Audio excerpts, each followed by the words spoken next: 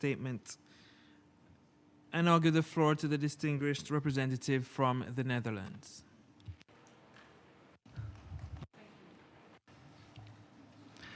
Thank you, Mr. Chairman.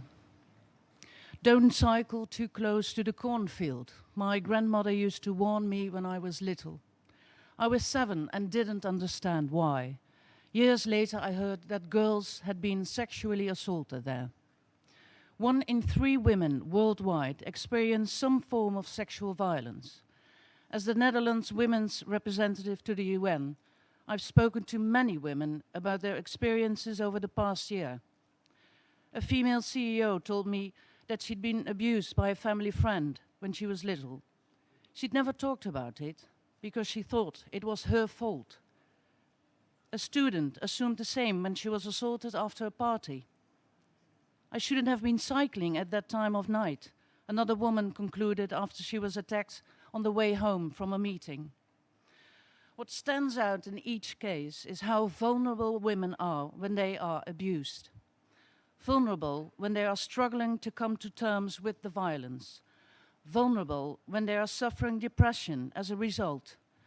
Vulnerable in their social isolation. Vulnerable because of what it's done to their body.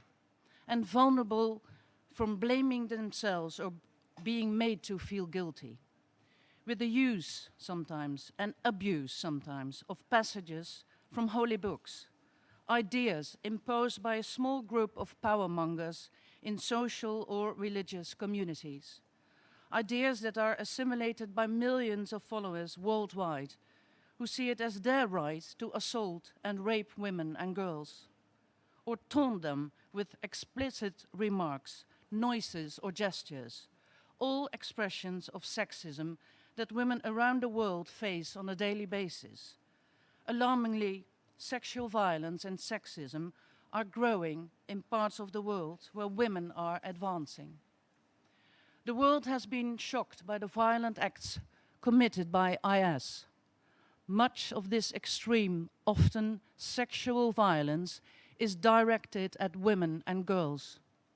It's understandable that the brutal killings of Western journalists and aid workers make the headlines.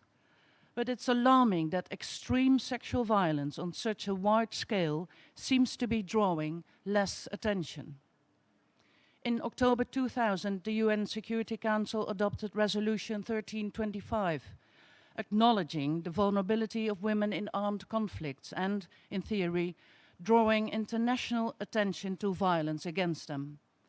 We thought we made progress, but in this conflict, Resolution 1325 hasn't been even mentioned, let alone considered when deciding on an international response.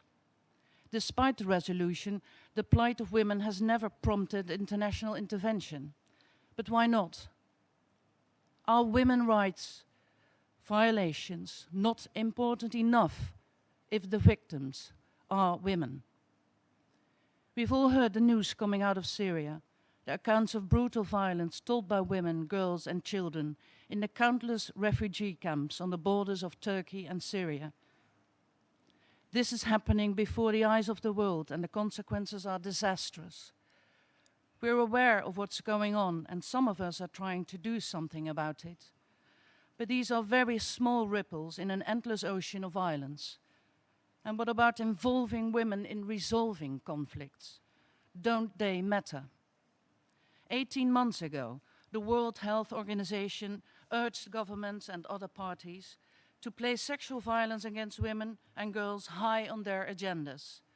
The physical and mental health of whole societies, generations, and population groups was at stake. Serious and sustained action was needed. The WHO was sounding the alarm. But still, sexual violence only causes the occasional stir. Like when a report was published earlier this year about sexual violence in the European Union, it emerged that even in the Netherlands, 1 in 3 women have been exposed to some kind of violence of this kind. In fact, the number is probably even higher because not all women report it. The women and children who have fallen into the hands of IS and whose fate is in the balance have a right to report these crimes and a right to justice, as do the women and girls in the refugee camps, the schoolgirls abducted by Boko Haram, the Indian girl on the bus on the way to school, and the lesbians in Africa subjected to so-called corrective rape, the hundreds and thousands of girls who are forced to undergo genital mutilation, and the girls who are forced into marriage at a young age and forced into sex with their husbands. For their sake, governments and the international community need to take serious and sustained action by publicly condemning this epidemic violation of human rights. We can start by improving the position of women and doing more to educate boys. Sexual violence is just as much a boys' and men's problem. They have to be taught that their position and masculinity will not be at stake if they treat women and girls with respect, if they give their daughters opportunities and allow them the status that they themselves feel naturally entitled to. No woman or girl should be made to feel like a second-class citizen or an object to be used and then tossed aside. And no man or boy should make believe that this is the norm on the basis of culture, religion, theory, habit, a joke, or a misappropriated text. This is a job for the international community and national governments. In the year ahead, there will be extra attention for the post-2015 agenda. But I'm sad to say that securing the rights and position of women and girls is a constant battle. Women's issues are too easily forgotten or put at the bottom of the pile. In Yemen, it was said of Nobel Prize winner Tawakkol Karman, the voice of one woman is like a revolution. Let those voices be heard in meetings and assemblies. Let them be heard in the mountains of Iraq and the buses of India.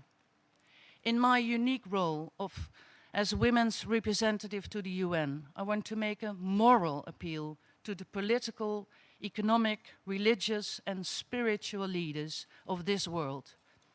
It is unacceptable that 1 in 3 women are victims of sexual violence. Don't allow your silence to say to women and girls that you are not interested in protecting their rights. Use your leadership to stop the violence. Your rights are their rights. Their life is our life. Thank you, Mr. Chairman. I thank the representative